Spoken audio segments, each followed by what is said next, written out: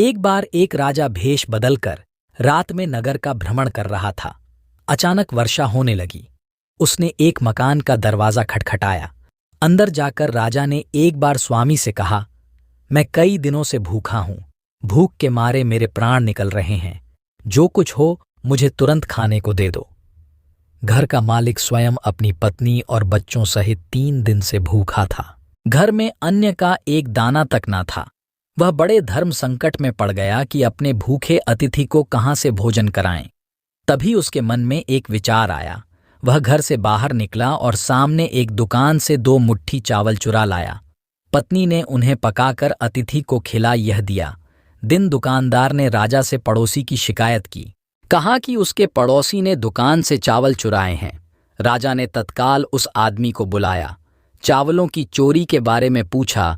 उस व्यक्ति ने अपना अपराध स्वीकार करते हुए बीती रात की पूरी घटना सुना दी और हाथ जोड़कर कहा, महाराज, मेरा स्वयं का परिवार 3 दिन से भूखा था।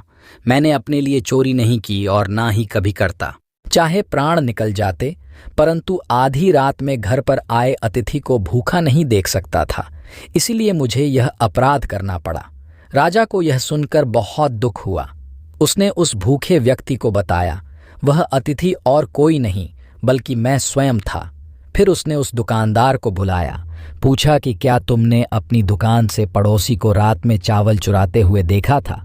दुकानदार ने कहा कि हाँ, मैंने उसे देखा है। तब राजा ने कहा, इस घटना के लिए प्रथम दोषी तो मैं स्वयं हूँ। दूसरा दोषी यह दुकानदार है जिसने रात में पड़ोसी को चावल चुराते देख लिया, परंतु 3 दिन तक पड़ोसी को परिवार सहित भूखा रहते नहीं देख इसने अपना पड़ोसी धर्म नहीं निभाया है।